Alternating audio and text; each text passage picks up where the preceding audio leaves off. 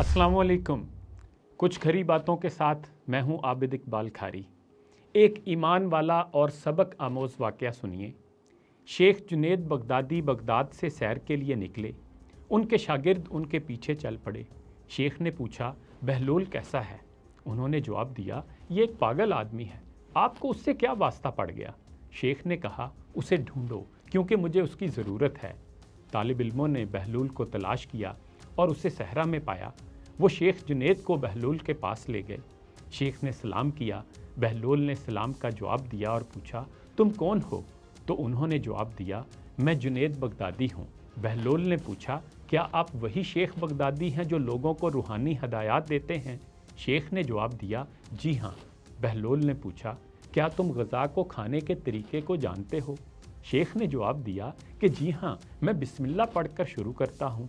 मैं अपने सामने से खाता हूँ। मैं छोटे छोटे नवाले लेता हूँ, उन्हें अपने मुंह के दाएं तरफ रखता हूँ और आहिस्ता आहिस्ता चबाता हूँ। मैं दूसरों के नवालों को नहीं देखता। खाना खाते हुए अल्लाह को याद करता हूँ। मैं जो भी लुक़मा खाता हूँ अल्हम्दुलिल्लाह कहता हूँ।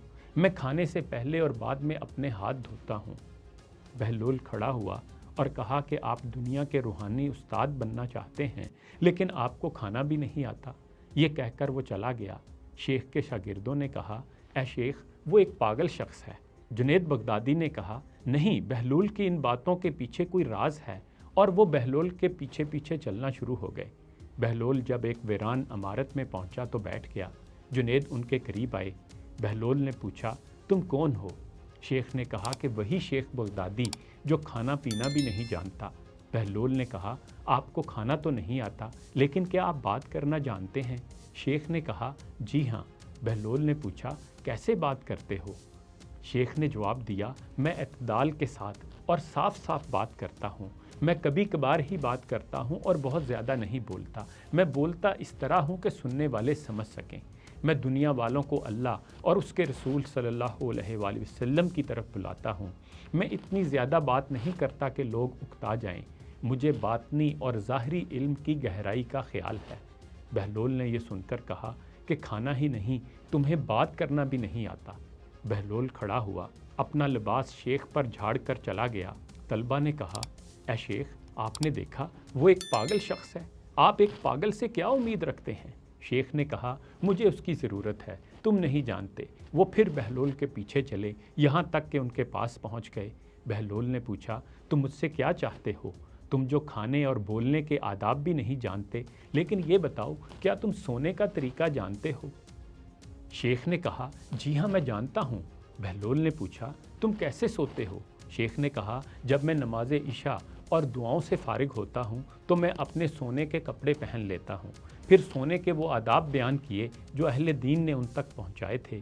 तो इस पर बहलोल ने कहा, मैं समझता हूँ कि तुम सोना भी नहीं जानते। बहलोल ने उठना चाहा, लेकिन जुनैद ने उसकी चादर पकड़ी और कहा, ए बहलोल, मैं नहीं जानता, तुम अल्लाह के लिए मुझे सिखा दो। इस पर बहलोल ने कहा, जुनैद, आप जान लें कि आपने जो कुछ भी बयान किया वो सानवी है। खाना खाने के पीछे हकीकत ये है कि आप हलाल लुक़मा खाएं। अगर हराम खाना 100 आदाब के साथ भी खाओगे तो ये तुम्हें कोई फ़ायदा नहीं देगा, बल्कि दिल काला करने का सबब ही बनेगा। बहलोल ने मज़ीद कहा कि बात शुरू करने से पहले दिल साफ़ होना चाहिए और नीयत अच्छी होनी चाहिए, और आपकी गुफ्तगू अल्लाह को राज़ी करने के लिए होनी चाहिए। अगर ये किसी दुनियावी या फजूल काम के लिए है तो आप जिस तरह भी इजहार ख्याल करें वो आपके लिए मुसीबत बन जाएगा। इसलिए खामोशी और सुकूत ही बेहतर रहेगा।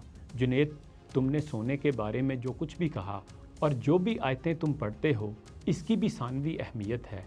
सोने की असल हकीकत ये है कि सोने से पहले तुम्हारा दिल किसी भी दूसरे इंसान से दुश्मनी, हसद और नफ़रत से पाक हो।